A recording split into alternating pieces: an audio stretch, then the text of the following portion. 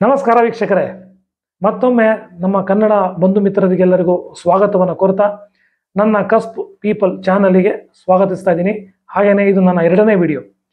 ಈ ವಿಡಿಯೋದಲ್ಲಿ ಏನಪ್ಪ ವಿಶೇಷ ಅಂತಂದರೆ, ನಿಮಗೆ ಕುಂಡಲಿ, ಜನ್ಮ ಕುಂಡಲಿಯ ಬಗ್ಗೆ ವಿವರಣೆ, ಅದು ವೈಜ್ಞಾನಿಕವಾಗಿ ಕನೆಕ್ಷನ್ನನ್ನು ಕೊಡುವಂಥದ್ದು.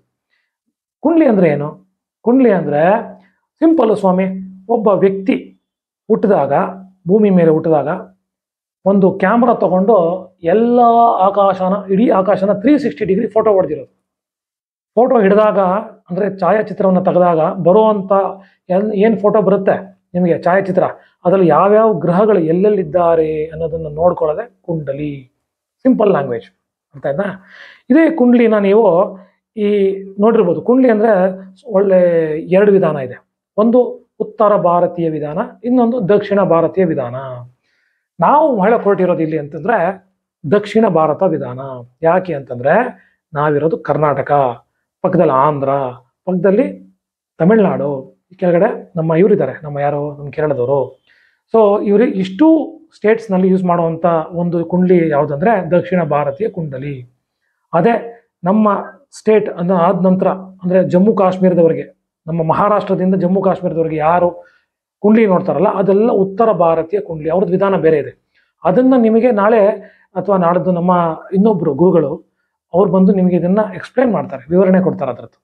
ಈಗ ಸದ್ಯಕ್ಕೆ ನಾವು ಫೋಕಸ್ ಮಾಡಬೇಕಾಗಿರುವಂಥ ವಿಷಯ ಬಂದು ದಕ್ಷಿಣ ಭಾರತೀಯ ಕುಂಡಲಿ.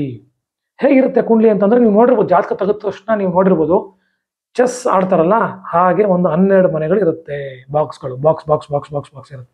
ಏನಪ್ಪ ಈ ಬಾಕ್ಸ್ ಹಿಂಗೆ ಈ ಥರ ಇದೆಯಲ್ಲ, ಏನು ಅರ್ಥ ಆಗ್ತಿಲ್ಲ, ಇಲ್ಲಿ ಯಾರೋ ಸೂರ್ಯ ಇದ್ದಾನೆ, ಮಂಗಳ ಇದ್ದಾನೆ, ಬುಧ ಇದ್ದಾನೆ, ಇದೆಲ್ಲ ತಲೆ ಕೆಡಿಸ್ಕೊಬೇಡಿ.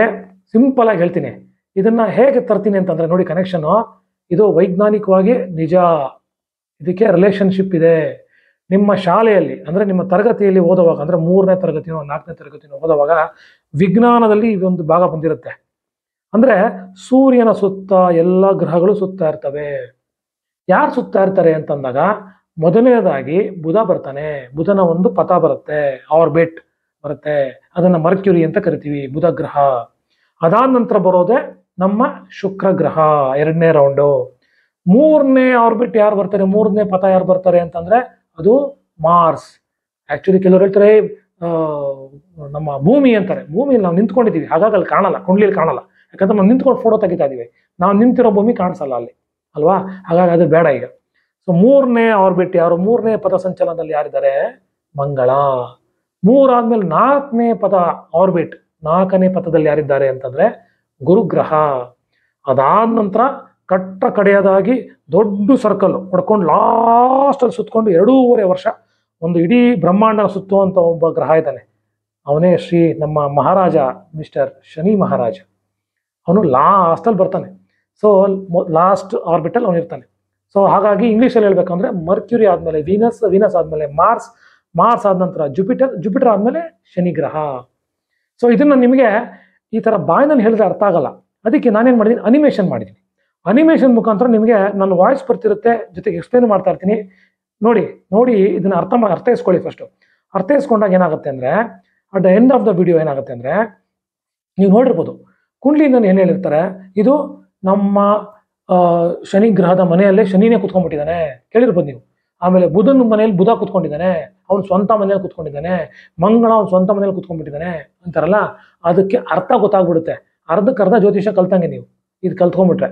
ಸೊ ಇದನ್ನ ನೋಡ್ಬಿಡಿ ನೀವು. ನನ್ನ ಈ ಒಂದು ಅನಿಮೇಷನ್ ಚಿತ್ರ ಬರುತ್ತೆ, ಅದನ್ನ ನೋಡ್ಬಿಟ್ಟು ಕಡೆಯದಾಗಿ ನಿಮಗೆ ಎಕ್ಸ್ಪ್ಲೇನ್ ಮಾಡ್ಬಿಟ್ಟು ಬಿಡ್ತೀನಲ್ಲ, ಕೊನೆಗೆ ನೀವೇ ಹೇಳ್ತೀರಾ ಯಾರು ಸ್ವಂತ ಮನೆ ಯಾರ್ದು, ನೀವೇ ಹೇಳ್ಬಿಡ್ತೀರಾ ನಾಳೆ. ಇದನ್ನ ನೀವೇನ್ ಮಾಡ್ಬೇಕು, ನೋಡ್ಕೊಂಡು ವಿವರಣೆ ತಗೊಂಡು ಮನನ ಮಾಡಬೇಕು. ಆಯ್ತಾ? ಇವತ್ತಿನ ಈ ಒಂದು ಅನಿಮೇಷನ್ಗೆ ಹೋಗೋಣ ಈಗ. ನಮಸ್ಕಾರ ಎಲ್ರಿಗೂ. ಇದು ನಮ್ಮ ಬ್ರಹ್ಮಾಂಡದಲ್ಲಿ ನಿಮಗೆ ನೋಡಿ ಸೂರ್ಯ ಕಾಣ್ತಿದ್ದಾನೆ. ಸೂರ್ಯನ ಸುತ್ತ ಎಲ್ಲ ಗ್ರಹಗಳು ತಮ್ಮ ಒಂದು ಪಥದಲ್ಲಿ ತಿರುಗ್ತಾ ಇರ್ತಾರೆ. ಹಾಗೇನೆ ಮೊದಲನೇದಾಗಿ ಬರೋದು ಸೂರ್ಯನ ನಂತರ ಬರೋದು ಬುಧನ ನಂತರ ನಿಮಗೆ ಶುಕ್ರ ಬರ್ತಾನೆ, ನಂತರ ಭೂಮಿ, ನಾವಿರುವಂಥ ಭೂಮಿ. ಅದರ ನಂತರ ಬರುವಂಥ ಪಥವೇ ಮಂಗಳನ ಪಥ, ಮಾರ್ಸ್. ಅದಾದ ನಂತರ ಬರೋದು ಗುರುವಿನ ಪಥ. ಗುರು ಆದ ನಂತರ ಬರೋದೇ ಶನಿ ಗ್ರಹ. ಸೊ ಇಷ್ಟು ಆರ್ಬಿಟ್ಗಳಲ್ಲಿ ಅಂದರೆ ಪಥಗಳಲ್ಲಿ ಇವರೆಲ್ಲ ಸುತ್ತಾ ಇರ್ತಾರೆ. ಸೊ ಈ ಸುತ್ತುವರಿದನ್ನು ನಾವೀಗ ಭೂಮಿಯಿಂದ ನೋಡಿದಾಗ ಹೇಗೆ ಕಾಣುತ್ತೆ ಅನ್ನೋದೇ ಮುಂದಿನ ಒಂದು ಸ್ಲೈಡ್.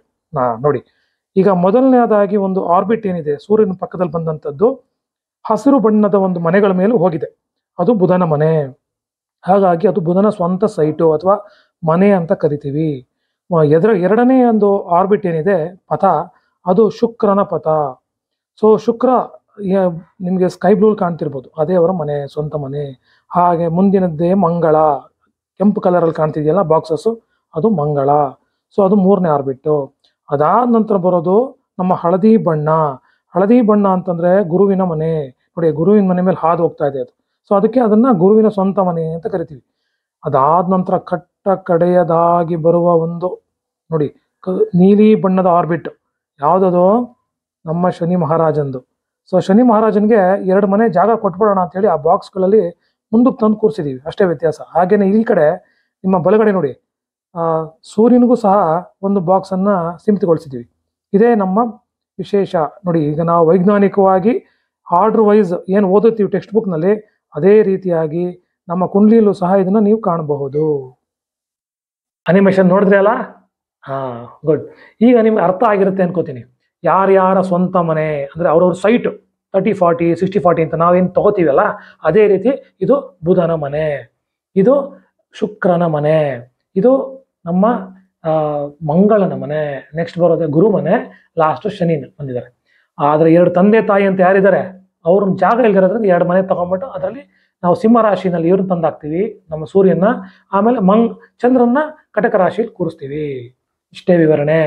ನಾಳೆ ರಾಶಿ ಬಗ್ಗೆ ಮುಂದಿನ ವಿಡಿಯೋದಲ್ಲಿ ಹೇಳ್ತಾ ಹೋಗ್ತೀನಿ. ಅಲ್ಲಿವರೆಗೂ ದಯಮಾಡಿ ಈ ವಿಡಿಯೋನ ನೀವು ಸಾಕಷ್ಟು ಬಾರಿ ನೋಡಿ, ಅಲ್ಲದೇನೆ ನಿಮ್ಮ ಸ್ನೇಹಿತರಿಗೂ ಕೂಡ ಇದ್ರ ಲಿಂಕನ್ನು ಶೇರ್ ಮಾಡಿ. ಯಾಕಂದರೆ ಈ ವೈಜ್ಞಾನಿಕವಾಗಿ ಕನೆಕ್ಷನ್ ಕೊಟ್ಟಿದ್ದೀನಿ. ಆರ್ಬಿಟ್ ಅಂದ್ರೆ ಏನು, ಮನೆಗಳ ಸ್ವಂತ ಮನೆ ಅಂದರೆ ಏನು ಅನ್ನೋದನ್ನ ನಿಮಗೆ ಸೈನ್ಸ್ ಪ್ಲಸ್ ಅಸ್ಟ್ರಾಲಜಿನ ಲಿಂಕ್ ಮಾಡ್ತಾ ಇದ್ದೀನಿ. ಜ್ಯೋತಿಷ್ಯ ಪ್ಲಸ್ ವೈಜ್ಞಾನಿಕ ವಿಚಾರನ ಲಿಂಕ್ ಮಾಡಿರೋದ್ರಿಂದ ದಯಮಾಡಿ ನಿಮ್ಮ ಸ್ನೇಹಿತರಾಗಿರ್ಬೋದು, ನಿಮ್ಮ ಮಕ್ಕಳಿರ್ಬೋದು, ಎಲ್ರಿಗೂ ಇದನ್ನು ತೋರಿಸಿ. ಈ ಶಾಸ್ತ್ರ ಮುಂದುವರಿಬೇಕು, ನಮ್ಮಲ್ಲೇ ನಿಂತೋಗ್ಬಾರ್ದು. ಹಾಗಾಗಿ ಈ ಒಂದು ಬೇಸಿಕ್ ಏನು ವಿಡಿಯೋ ಇದೆ ಇದನ್ನು ಎಲ್ರಿಗೂ ಶೇರ್ ಮಾಡಿ, ಲೈಕ್ ಮಾಡಿ, ಸಬ್ಸ್ಕ್ರೈಬ್ ಮಾಡಿ. ಹಾಗೆಯೇ ನೋಟಿಫಿಕೇಶನ್ ಬರೋ ಹಾಗೆ ಬೆಲ್ ಬಟನ್ ಒತ್ಬಿಟ್ಟು ನಮ್ಮನ್ನು ಫಾಲೋ ಮಾಡಿ. ಇದೇ ರೀತಿ ನಿಮಗೆ ವೈಜ್ಞಾನಿಕವಾಗಿ ಲಿಂಕೇಜ್ ಕೊಡುವಂಥ ಒಂದು ಕಾರ್ಯಕ್ರಮನ ನಾನು ಆದಷ್ಟು ತರ್ತಾ ನಿಮ್ಗೆ ಅರ್ಥ ಮಾಡಿಸಿ ಮನವರಿಕೆ ಮಾಡೋದೇ ನನ್ನ ಕಾರ್ಯಕ್ರಮದ ಉದ್ದೇಶ ಆಗಿರೋದ್ರಿಂದ ದಯಮಾಡಿ ಸಬ್ಸ್ಕ್ರೈಬ್ ಆಗಿ ಅಂತ ಕೇಳ್ಕೊಳ್ತಾ ನನ್ನ ಈ 2ನೇ ವಿಡಿಯೋನ ಇಲ್ಲಿಗೆ ಸಮಾಪ್ತಿಗೊಳಿಸ್ತಾ ಇದ್ದೀನಿ.